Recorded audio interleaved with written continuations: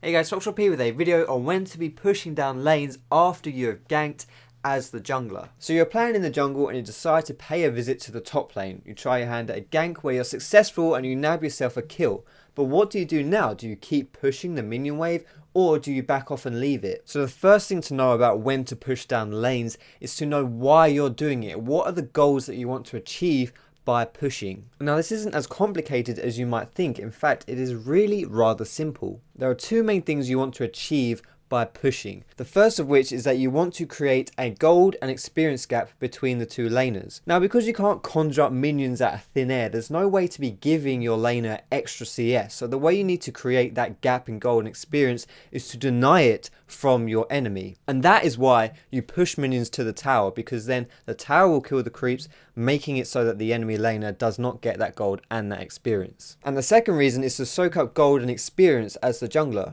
This is often referred to as jungle tax, although that name is kind of misleading because it's not really the gold you're interested in, although the gold is nice obviously, but it's more about keeping up in levels. Junglers don't have as much access to gold and experience from the jungle itself, so any kind of jungle tax that you can pull off is really beneficial to you. After all, time you spend ganking is time you're not spending in the jungle farming, so you need to be able to take that jungle tax to make sure you don't fall behind. So that does it for your fundamentals and for your goals, and with that in mind, when is the best time to be pushing? As previously mentioned, you want to be pushing so that your minion wave gets into the enemy tower so that the tower takes the CS and not your enemy laners. Of course, the only way you can be doing this is if your laners aren't around. If they're under tower, then they'll still be soaking up that XP and they'll also be getting some of the gold too. So quite simply, the best time for you to be pushing is when the enemy laner is dead. You've snagged yourself a kill, push the wave into the tower. Of course, there are other times when it's nice to be pushing the wave. For example, if you want to take an objective, like you want to take the tower down, especially if it's later on in the game,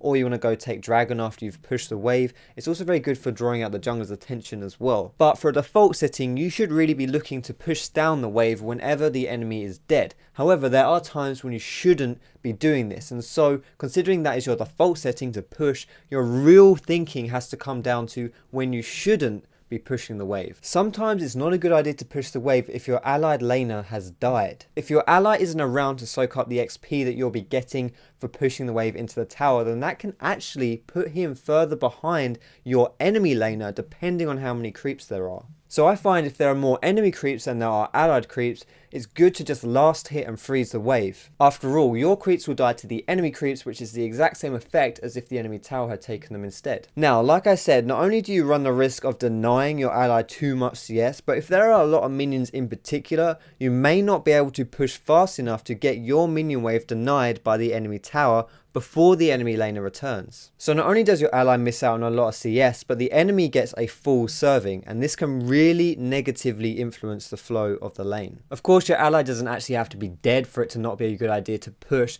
You could be ganking someone who is massively overextended and harassing your laner under your tower. In that instance, if your laner is under their tower alongside the minion wave and the enemy has just died, there's no point trying to get off a full push from your tower all the way to the enemy tower. And if you're freezing a lane and it looks like the enemy minion wave is going to go into your tower, what you can do is to body freeze that lane. And what body freezing is basically tanking the enemy minion wave, giving your allied minion wave a time to catch up into the lane and then dropping aggro, so that way that the enemy minion wave will be killing your own minions, which again denies that CS from your enemy laner. Body freezing, if you can do it as a jungler, is a great way to be getting into the good books of your laners because it really heavily positively influences the position of the lane. And that's pretty much all there is to it. It's a very simple concept that you can be using to improve yourself as a jungler. Thank you for watching, guys. If you liked the video, feel free to give it a thumbs up and consider subscribing if you haven't already. You can also pay me a visit on my social media, on my Facebook and on my Twitter. Those links are in the description, as they always are. And you can also catch me streaming on Twitch, which is twitch.tv/Foxdrop. But thank you very much, guys, and I will see you in my next video.